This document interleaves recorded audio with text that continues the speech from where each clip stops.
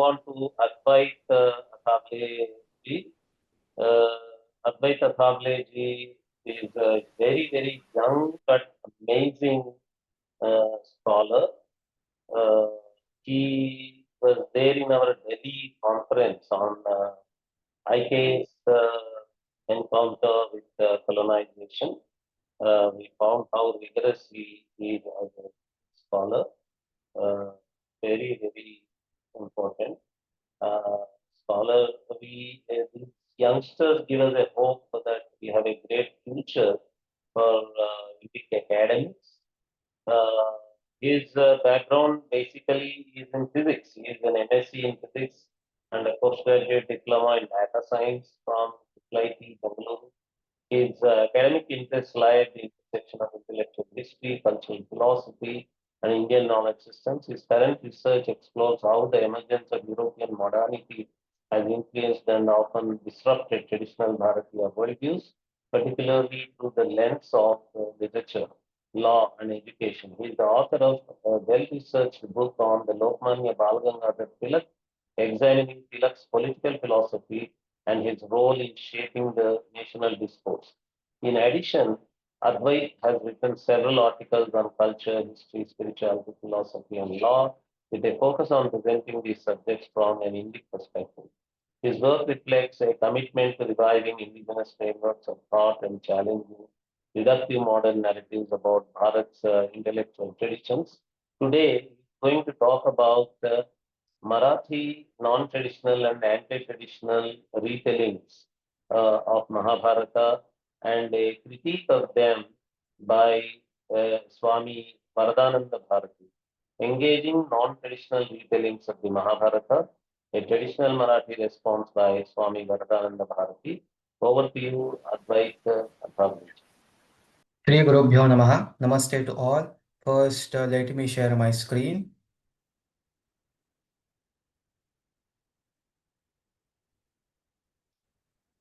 Okay, so the title of my talk is Engaging Non-Traditional Retellings of the Mahabharata, a traditional Marathi response by Swami Varadananda Bharati. The talk is based on a Marathi book titled as Mahabharatache Vāstava Darśan, written by Ananta Shri Vibhushita Srimad Paramahamsa Parivrajagacharya, Swami Shri Varadananda Bharati.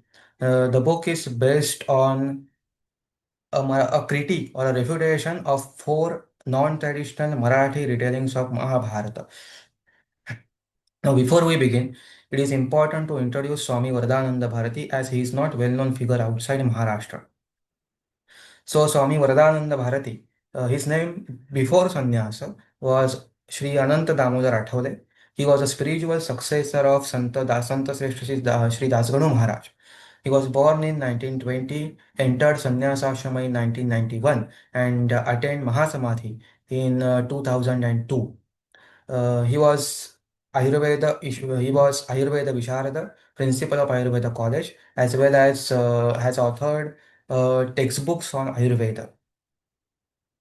The real contribution of Swamiji lies in his works on philosophy in Marathi. So perhaps Swamiji is the only person who has authored a commentary on Prasthanatraya in Marathi. Along with that, he has also written commentaries on Manusmriti, Mandukya Karika, as well as has transcreated Siddhanta Desha Sangraha, a famous and celebrated work of Sri Appaya Dakshina. Today's work in along also Swamiji was a gifted poet and he has written one Mahakavya comprising 18 sargas in Marathi. Today's work in discussion is his work on Mahabharata.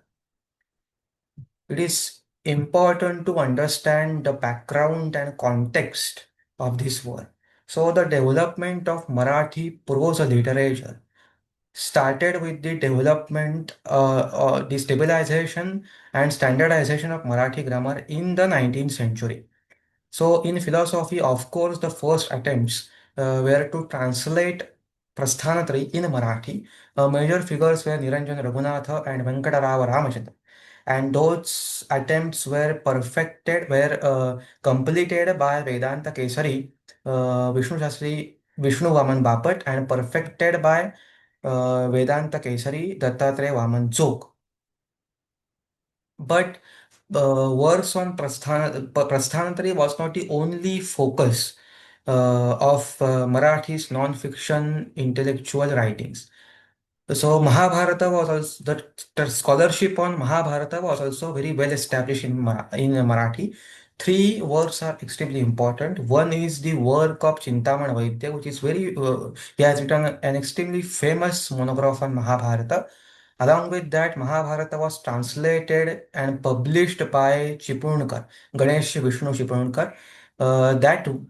That work span almost 1.5 decade, and scholars involved were Appa Shastri, Rashi Udekar, G.B. Bhanu, R.P. Tatar, K.N. Atle. It was edited by Balakrishna Shastri Upasani and Vasudeva Shastri Abhyankar. Now, Mahamahopadhyay Vasudeva Shastri Abhyankar was very famous traditional Vedanti scholar of Maharashtra of his age. So he was also involved in the translation of Mahabharata. Along with that, Bhandarkar Oriental Research Institute's critical edition, the contribution of Marathi scholars like Suktankar or Belvalkar or Dandekar is very well established and well documented. So the key point which I want to highlight is scholarship on Mahabharata in Marathi was very well established in the up to the 1920s or 1930s itself. Now, what was missing in this traditional or even non-traditional scholarship was the narrative-based retelling of Mahabharata, and it was started maybe after 1940, 1930 or 1940, both in fiction as well as non-fiction. So from 1940 or from 1950 to 1970, we find four major famous and influential non-traditional, non-fiction retellings of Mahabharata in Marathi. They are Irawati Karve's Yuganta Durga Bhagavat व्यास पर्व आनंद साधलेस हा जय नावाचा इतिहास आहे and एस्के पेंट्सेस महाभारतातील व्यक्तिदर्शन. Now, Swami Varadananda Bharati was introduced to such non-traditional retellings of Mahabharata through some of his acquaintances. And he was very disturbed by the distortions and disrespect shown towards traditional characters. So he started refuting these authors, their works, with articles and lectures. And this activity, uh, it resulted into a full-fledged work on the critique or refutation of these non-traditional retellings. So the book is comprised of 8 chapters and 8 appendices. The work is very large. For the presentation scope, for the time due to the time constraints, this presentation focuses only on critiques of Iravati Karve and Durga Bhagavat. So we will start with Iravati Karve. So Iravati Karve is a very famous anthropologist and sociologist, and the work in discussion is Yuganta, or the end of an epoch. This work is extremely famous and most influential work on Mahabharata in Marathi. It has received the Sahitya Academy Award in 1968. Yuganta is basically a collection of essays that reinterprets characters from Mahabharata and in effect retells entire Mahabharata or recreates some modern narrative of Mahabharata, and frameworks used are of course modern frameworks. So I have selected Iravati Karve's portrayal of Kunti, Bhishma, as well as portrayal of Draupadi, Sri Krishna, and some other remarks made by Karve. We will start with Iravati Karve's portrayal of Kunti. So before beginning, it is important to understand 2 points. First, in the book itself, Iravati Karve has very clearly stated that the Sanskrita as a language was not her field of study. Along with that, she has very clearly stated that she only accepts Bhandarkar's Mahabharata's critical edition as the only authentic edition. So these 2 points are very important. Why? It will get clear once we progress in the presentation.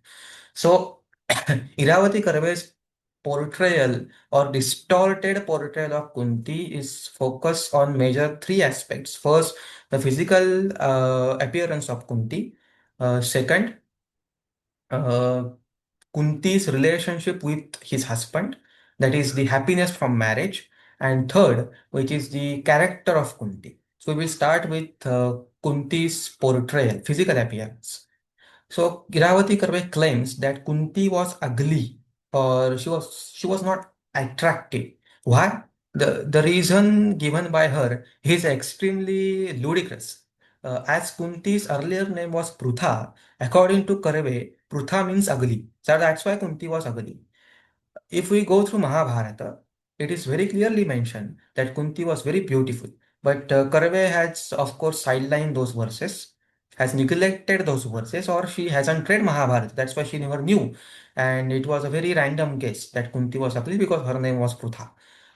Uh, Karve has not only commented on the physical appearance of Kunti, but she has also commented on physical appearance of Pandu as well. So according to Karve, Pandu was physically deformed and he was a very weak king. And as Kunti was ugly and Pandu was physically deformed, their marriage was like a match made in hell. But actually, if we go through Mahabharata, we get some different picture.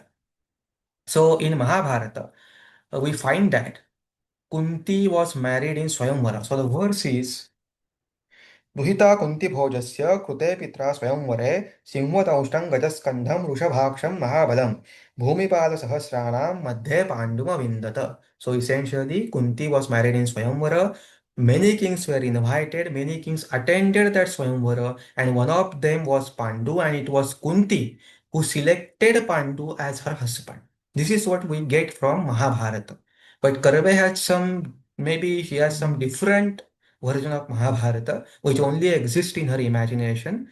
So here, through the original Mahabharata, through Mahabharata's critical edition, it is established that Kunti was not Kunti was beautiful, and she married in Swayamvara. Pandu was not physically deformed. In fact, when Pandu was born, we find in Adi Parva a shloka describing his appearance. So shloka goes like this: Tadak Kumaram Sa Devi Prapta Kalama Jichanat Pandum Lakshana Sampanna Deepyamanam Iva Shriya. Now focus on Lakshana Sampanna and Deepyamanam Iva Shriya. These words are enough to tell any sane person that Pandu was not weak, sorry, Pandu was not ugly, he was not physically deformed, he was a very well built, handsome man. So these Iravati's claims, they are just figment of imagination and nothing else. We should not take it seriously. Now Swamiji countered Iravati Karve on based on this. I am directly quoting Swamiji here. Iravati Karve wrote one article in Kesari dated 24th of November 1968. And in that article, when countered based on facts, Iravati Karve being Iravati Karve, a modern scholar, she declared entire Swayamvara episode as prakshipta, later the extrapolation.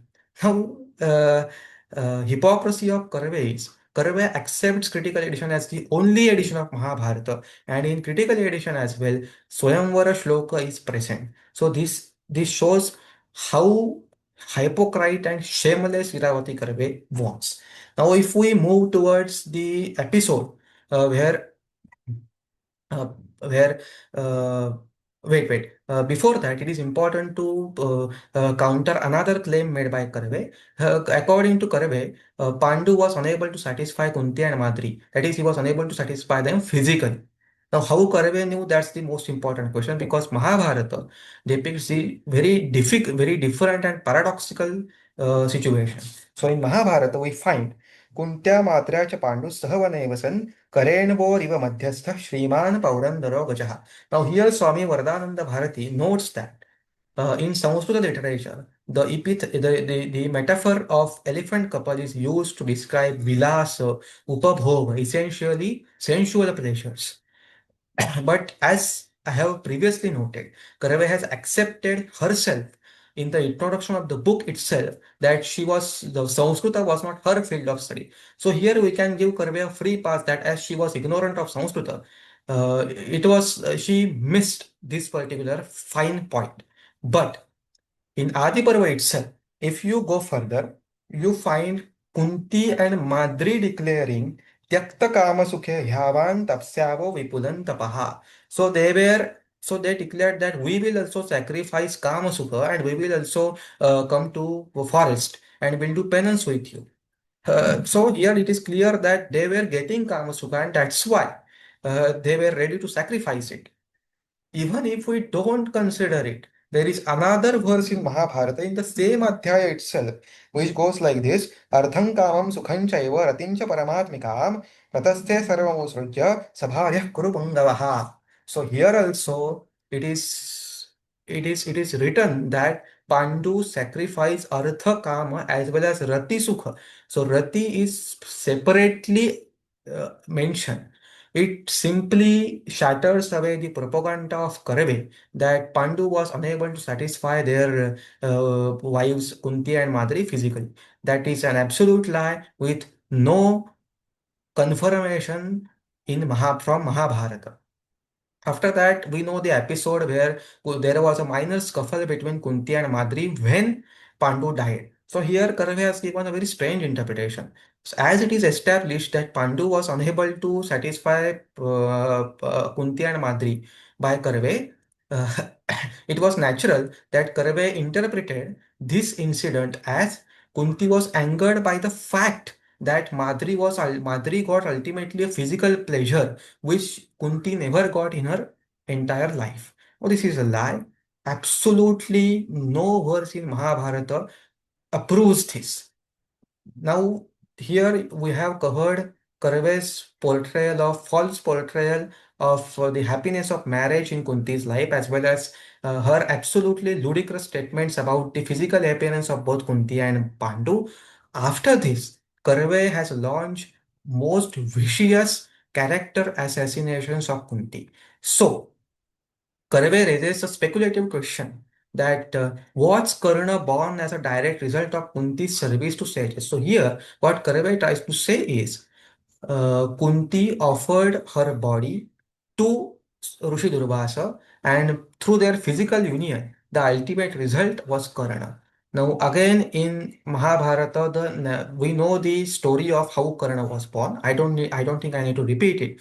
Nowhere Karve's allegations are supported, but still, without any proof, Karve launched this character assassination of Kunti. After this, the shamelessness doesn't stop here. After this, Karve claims that Vidura was the biological father of Yudhishthira. Now, maybe there is one shloka in Ashrama Masika Parva that Sayoga Bala Masthaya Viveshan Rupatestanun Viduro Dharmarajasa Tejasa Prajvalan Niva. So here the close relationship or close association between Yudhishthira and Vidura is established, but that doesn't mean Yudhishthira was the biological son of Vidura. There is no verse, there is no shloka, not even single syllable, single letter that establishes this so-called assumed relationship between Vidura and Yudhishthira. So this is also a lie. After this, we will come back to Karave. After this, we will proceed to Iravati Karave's portrayal of Bhishma. How is Iravati Karave has portrayed Bhishma as some ambitious leader who was dying hard to be a commander in chief of Kuru army. And how so what Karave here tries to paint that Duryodhana, Pandava didn't give Bhishma respect he deserved. It was Duryodhana who just ceremoniously asked Bhishma that will you become the commander-in-chief of my army? So, according to Karve, Duryodhana was not, it was not in the mind of Duryodhana to give this post to Bhishma. So, he only asked just because Bhishma was elder, and he was hoping that Bhishma will refuse it. And Bhishma accepted, and that's why Duryodhana was cheated. This is the narrative that Karve tries to paint. Now, this is an absolute lie. So, if you go through Mahabharata, you find Bhishma, it was Duryodhana who literally begged to Bhishma to become a commander in chief. And after lot of bargaining, Bhishma very specifically specified his conditions that he will not kill Pandava or he will kill only 10,000 people, etc., etc. So the second statement that Bhishma was half-hearted and withheld his full strength, that is also false. So this is also another figment of imagination of Karve. Now, Karve has also claimed that Bhishma deliberately silenced Karna by taunting him Ardharathi. And again, in the same book, in the same work, after a page, she says that the assessment of Bhishma of Karna was accurate. So I don't think I need to refute this because it is already refuted by Karve herself. After this, Karve has launched a very serious allegation against Bhishma. So, according to Karve, Pitama Bhishma was responsible for the humiliation or misfortune of several women from Kuru clan itself, which are Kunti, Gandhari, Madari, Ambika, and Ambadika. Now, here is a mistake. It should have been Ambika, but there's a mistake that Amba is written. But we will start with Amba herself. So, Amba, when Amba has narrated her ordeal to a student of Parshurama who is Akrutavarana, and there Amba says, अपनीतास्मि भीष्मेण भगवन् विजानता नाभिजानाति मे भीष्मो ब्रह्मन् शाल्वगतं मनः. So Amba here clearly stating that Bhishma never knew that I loved Shalom. So here also Bhishma cannot be held responsible for the humiliation or misfortune that Amba suffered. Now regarding Kunti and Madri, I have already refuted Karve's arguments. Now next, let us come to Gandhari. Now here it is very clearly stated in Mahabharata that achakshruti tatrasit subadasya vicharana kulam khyatincha pratyancha buddhya tu prasamikshataha. So Gandhari's father knew that Dhritarashtra was blind, but because of the prestige of Kuru clan, he agreed to give his daughter to Dhritarashtra. So here it is impossible to hold Bhishma responsible, but still Karve does. Why? I don't know. Now regarding Ambika and Ambalika. So again, according to Karve, Vichitra Viri was husband of Ambika and Ambalika, and Bhishma abducted Ambika and Ambalika uh, for for marriage of Vichitra Virya. So according to Karve, Vichitra Virya was very very ill, and literally Bhishma. Because of Bhishma, Ambika and Ambalika were never satisfied in their marriage, and their entire life was devastated. Now, what again here in Mahabharata, we have a very paradoxical situation. So,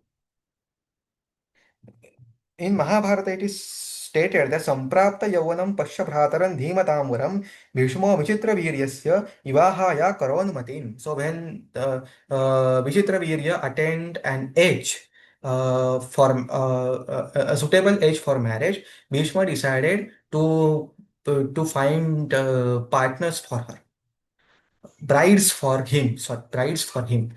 And then he abducted Ambika and Ambalika. Nowhere illness or so-called illness of Vichitra Virya is mentioned. In fact, it is mentioned that that Vichitra Virya, Ambika, and Ambalika had a very peaceful, blissful married life for 7 years with lot of physical, sensual pleasures and everything that a married couple desires. So later, Vishitra Virya died because of illness. That is not a fault of Bhishma. That is, at least in Mahabharata, nowhere is mentioned that Bhishma performs Mabhichara against Vishitra Virya. So again, here the allegations of Karve, the insinuations of Karve that Bhishma was responsible for the devastation of Ambika and Ambalika, they are false without any credible evidence. Now, Iravati Karve has also made some stupid claims about Gandhari. So, according to Iravati Karve, Gandhari blindfolded herself not out of devotion but as an act of protest and vengeance against Dhritarashtra. Now, where does Iravati? This is an absolute lie. There is no verse in Mahabharata which support this stupid view. And after that, Iravati Karve has made the most stupid claim of all times that Gandhari somehow exhibited clear partiality towards her son Duryodhana, overlooking his flaws and ethical actions. Now, this is the most stupid thing one can say. In In Sri Parva, in the Gandhari Sri Krishna Samvada, Gandhari states, Ityukte janati sarvamaham svam vyasanagamam abhuruvam purusha vyagra yato dharmas tato jayaha. So Duryodhana demanded blessings from Gandhari, and Gandhari said, Yato dharmas tato jayaha. There are many references from Mahabharata where Gandhari is advising Dhritarashtra to disown Duryodhana because of his actions. Along with that, she has specified on multiple occasions that the rightful inheritors of this Kuru kingdom were Pandavas and not Duryodhana. Now, it is important to remember that Gandhari was the biological mother of Duryodhana. It is extremely hard for any mother to accept that her son is a rogue idiot. But still, Gandhari accepted it. Gandhari consoled Draupadi when her five sons, were butchered by Ashwathama, despite being the fact that she was also lamenting the death of 100 sons. So it is absolutely ludicrous to state that such woman exhibited clear partiality towards Duryodhana. That's a lie. Along with that, there are some remarks by Karve. So here Karve states that Draupadi's humiliation in the Kuru court was a result of her own arrogance and sharp tongue, especially her ridicule of Duryodhana and the Palace of Illusion. So this is also maybe Karve has made some comprehension mistake, because in Mahabharata itself, it was Duryodhana who stated that Draupadi, Sri Krishna, along with other Pandavas, they laughed at me. But in reality, if you find in the list given in Mahabharata shlokas where who laughed at Duryodhana, you only find Pandavas and not Draupadi, not Krishna at all. So this is also a lie, and Karve confused Duryodhana's statement with what actually happened in Mahasabha. So along with that, she also presents that Draupadi was jealous of Subhadra. And in the very next line, she wrote that Draupadi never showed her jealousy. So if it is not showed in Mahabharata, and Karve herself writing that she never displayed her jealousy. How did Karve knew that Draupadi was jealous of Subhadra? We don't know. Then the most celebrated speech of Draupadi, where she asked very pinpointed questions, and those questions have been regarded as very intellectual and praised by all the traditional scholars. But according to Karve, those questions were stupid and horrible. Why? Again, we don't know. Now, next, Karve asserts that Sri Krishna aspired to become Vasudeva. Now, let me clarify. Pages after pages, Karve has literally wasted in explaining what she means by Sri Krishna aspired to become Vasudeva. And by reading all those pages, Swami Varadananda Bharati never find anything what Karve exactly wanted to tell us. Nobody knows what Karve exactly meant. So entire book in the book, this is the most stupid portion. Absolutely nothing support this. Was Krishna was aspired to become Vasudeva. What do you mean by Vasudeva? We don't know. That is beyond refutation. This point is. After there are of course some usual modern claims that horse riding was unknown Mahabharata era, art of writing was unknown, there were no houses built.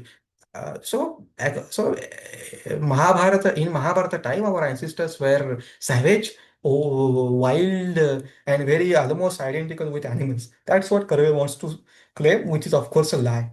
Swami just refuted it by citing few Vedic verses where writing is where from which we can infer that there was a writing in that period. Now, there is also a wild comment by Karve. He has called Maharshi Vyasa, Veda Vyasa, as wild or savage. The exact word used by Karve is ranti. So, according to Karve, Maharshi Vyasa, Veda Vyasa, the greatest of all times was ranti, most blasphemous thing to say.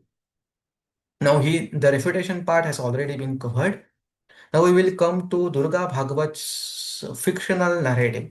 So Durga Bhagavat was a socialist, also a celebrated author in Marathi. She has written one book on on Mahabharata titled as Vyāsa. Now, in this book, it appears that Bhagavat approaches Mahabharata as some fictional narrative. At least Iravati Karve accepted historicity of Mahabharata, at least in few aspects, not entirely, not it in its entirety, but at least in few aspects, she accepted. But Durga Bhagavad, it appears that she only accepts Mahabharata as a fictional literature and not as non-fictional literature. So, Iravati Karve's portrayal of characters, especially Draupadi, is extremely obscene and highly sexualized. So according to Durga Bhagavat, Draupadi, now Durga Bhagavat has used some very clear words to describe Draupadi. And among all those words, you only find two words, which are Kamini and Kamakalika. So here Draupadi is reduced as a symbol of carnal desire. Then Bhagavat also suggests that Draupadi had some unusually high sexual desires, and that's why it was not one husband was not enough for Draupadi, and that's why she married five husbands. This is a very obscene and pornographic depiction of Draupadi, and it has no basis. After this, she also describes Sri Krishna in very degrading terms. So we know that in Sri Krishna Karna Samvada, before war, before the starting of Kurukshetra war, Sri Krishna offered Karna the first place among all Pandavas, and there, according to Durga Bhagavat, Sri Krishna was acting like a pimp for Draupadi, and Karna maybe was her potential customer. This is the most horrible, obscene, and most blasphemous thing one can write. And yes, Durga Bhagavat has painted that entire narrative, has retold that entire narrative like this only. Then, of course, she also fabricates a relationship between Karna and Draupadi. Interestingly, Iravati Karve has categorically denied any relationship between Karna and Draupadi. But Durga Bhagavat has stated that there was a relationship, there was some uncanny desire in Draupadi for Karna. Now, where she, did no, Durga Bhagavat has not cited anything from Mahabharata as it doesn't exist. This is a cord swallow. Absolutely doesn't exist, and this lie has been repeated by many fiction writers as well. And then there are, of course, the indecent and lewd remarks about the relationship between Draupadi and Sri Krishna. Then there are many derogatory and indecent remarks about the character of Sri Krishna. So we know that Sri Bhagavan Sri Krishna is described as Purna Purusha. So there she remarks very lewd remarks are passed or lewd remarks have been written about this very epithet of Bhagavan Sri Krishna, Purna Purusha. And she has used also a socialist framework to describe this entire character of Bhagavan Sri Krishna. So, wait. Uh,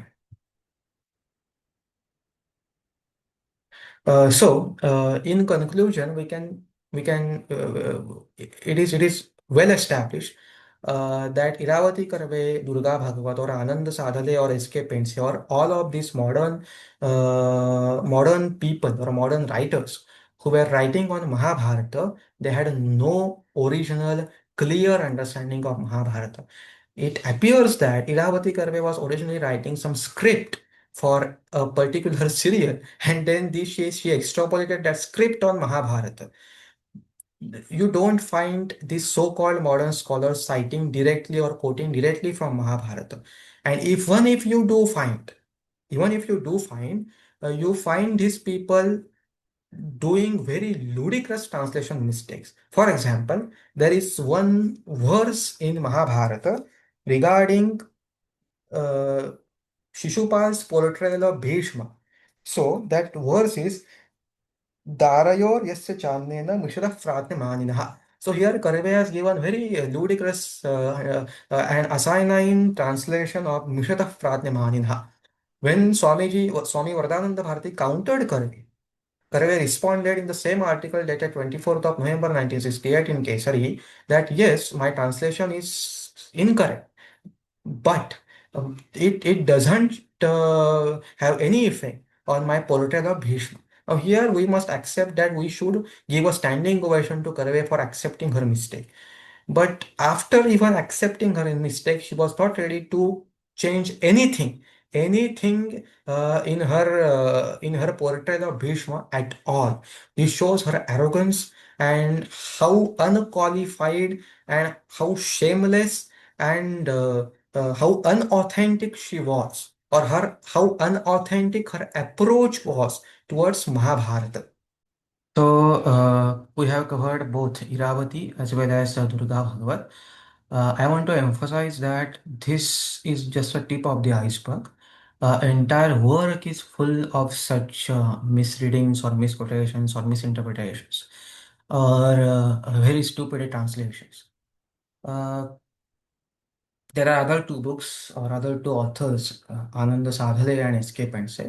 Although I must accept, Swamiji has also accepted that Pense's approach is much more truthful or much good compared to Bhagavat or Karve. Although some of his portrayals of Gandhari, Bhagavan Sri Krishna, or that of Arjuna, they are very offensive and objectionable, but overall, his approach is much less nasty or perfidious vis-a-vis uh, Karve or Bhagavata.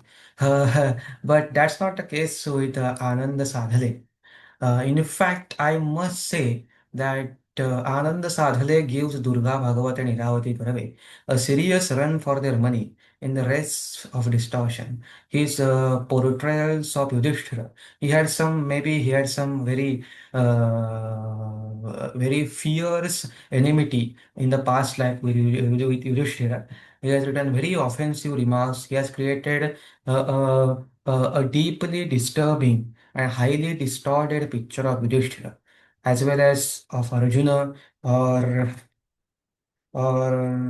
he had he had a very peculiar soft corner for Duryodhana. So overall, Sadhale's work is also in alignment with Durga, Bhagavat, and Iravati Karve. So in conclusion, I want to say that Swami Varadananda Bharati's critique stands out for its profound erudition and deep scholarly engagement. A hallmark of Swamiji's work is the precision and range of textual references drawing not only from the critical edition. Swamiji cites critical edition as well as he also cites Nilakantha traditional commentary as well. So you can't complain. Even like Iravati Karve only accept a critical edition, so Swamiji cite a critical edition as well and give the similar uh, references from Nilakantha tradition commentary as well. Whereas in contrast, modern scholars like Iravati or Durga Bhagavat either neglected proper referencing altogether. You almost even in Durga Bhagavat's work, there are almost no direct references to Mahabharata. So either they don't refer or they distort the original through either mistranslation or selective interpretation, which is absolutely absent from Swamiji's work. Modern retellings of Karve and Bhagavata, they often reflect a personal or sensationalized vision rather than a faithful reading of the epic.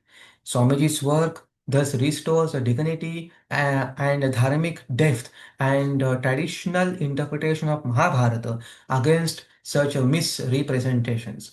It is important to understand whether you are a traditional or non-traditional scholar. The only valid reference for Mahabharata is the text itself. Any deviation, any fanciful misinterpretation, whether deliberate or non-deliberate misinterpretation or ideological twisting, is literally an assault on Mahabharata. Any retelling must remain faithful to the original epic. Also, it is essential to maintain a scholarly dignity while writing on Mahabharata. It is impossible for anyone, especially for any scholar, to understand the fetish of commenting on the sexual life of characters who lived 5,000 years ago. When works like Yuganta or Vyāsa are celebrated and gain influential status in society, it not only reveals a lack of critical thinking but also indicates a broader moral decay. Finally, at a time when certain modern retellings undermined the Mahabharata to speculative, sensationalist, and very obscene approaches, we must remember that it was Swami Varadananda Bharati who stood firm. His work not only defended the dignity and depth of Mahabharata, but also reminded us of the academic discipline, scholarly discipline, and reverence that a text like Mahabharata demands. So here, I want to conclude. Thank you so much for giving me this opportunity. Namaste. Thank you, Advait ji.